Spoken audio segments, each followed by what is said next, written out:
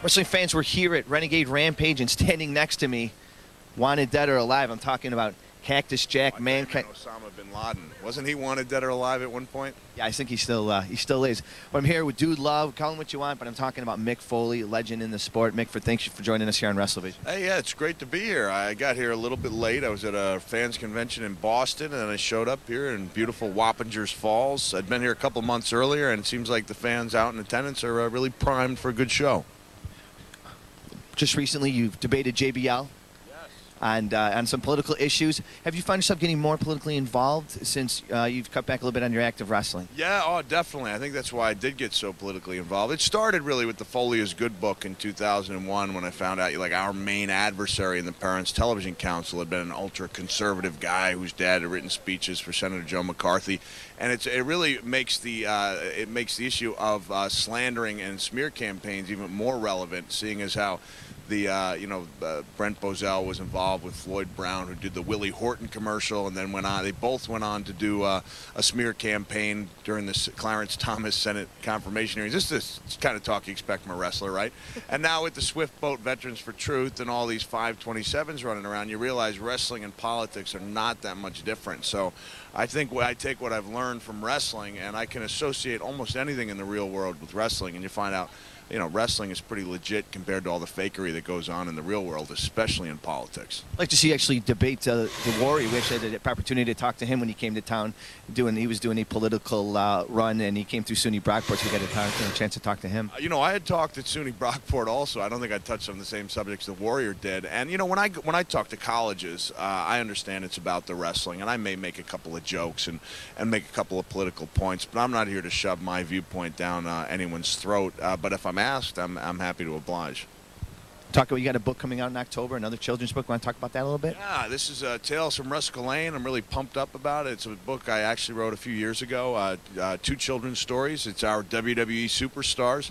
They were WWF superstars when I wrote it, but they're the WWE superstars as little kids all learning the same lesson. And I got to admit, the most adorable of the characters, don't tell them I said this, is actually little Al Snow, who gets bullied around by Kurt Angle because Kurt brags he'll be the only rascal, part wrestler, part rascal, to ride the world's tallest roller coaster, the Titan, at Vinnyland, the world's only wrestling-themed amusement park. Talking about, starting off in the wrestling business, just, people that maybe not have read your book, talk a little bit how you got into wrestling. Oh, man, but everybody's read the book, haven't they? I read it. Well, you know what? I started I'm glad I started from the bottom up, setting up rings in 1985, and then I met Dominic DeNucci in that way, and he said he'd train me as long as I stayed in school. So I've always tried to pass that message along to the young wrestlers, that hey, wrestling it's a great aspiration, but be realistic. There's not many job openings out there, and there's not many good ones, especially. And I was lucky that things worked out for me. But I tell the younger guys to make sure you enjoy the ride. It's not all about being successful. It's about what you can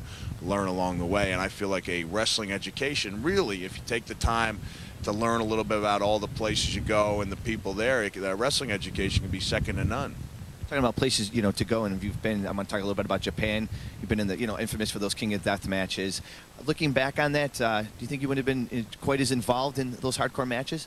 Well, at that time, I didn't have that many other options. I left WCW voluntarily because I felt like, I was really getting the rug pulled out from underneath me. And then when I heard that Terry Funk had gone to IWA in Japan, it seemed like a good way to kind of really, cut through, make some new territory. And Funk and I, along with a couple of the other guys on the Japanese side, really worked hard, and we built that into a pretty successful promotion. So I'd never really had the chance to do that before, to really have the ball and be able to run with it. How do you compare the Japanese fans with the American fans? The Japanese fans have changed a lot since I was over there. It's not quite as respectful to pro wrestling. And in some cases, fans in American wrestling, especially fans of like Ring of Honor and the old ECW fans, were as knowledgeable. I'd say Ring of Honor is a much more respectful crowd. They're not chanting for blood. You never feel like an animal in the zoo like I did occasionally in ECW. Now, you just recently were over in Japan, filled in for Bill Goldberg. How was it to go back? Oh, I wish that I could have been in better walking condition when I went back there. I knew going in it was going to be real hard to have the type of match I wanted to have, but they made it financially impossible to say no. I've talked to a lot of wrestlers, and when you talk about Japan, they talk about, it pays a lot of their bills, and you get rewarded well over there.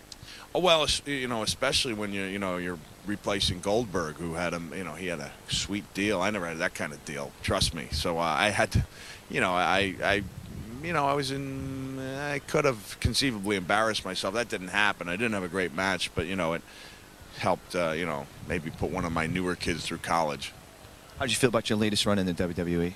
Oh, I loved it. Yeah, man, this is a longer interview than I thought. I thought this was a quickie. It was a great run. If you want to hear me talk in depth about this stuff, there's a straight shooting video that ROH just put out a day or two ago on October 2nd, and it's pretty much, if people liked my first 2 books and hey, I wish Mick would write a 3rd book, this is kind of like the 3rd book done in an oral fashion, and I even take on the Ric Flair question and do it in pretty good detail and treat him with a lot more respect than he treated me. Do you have a website that people can go to keep up with you and see what's where you're going and where you're going to be maybe stopping in their town? That's a good idea. I was thinking I should maybe put that just on mickfoley.com, but I have to talk to Vince and see if, hey, can I plug things that have nothing to do with your company? And can I plug DVDs where I don't necessarily talk good about everyone there?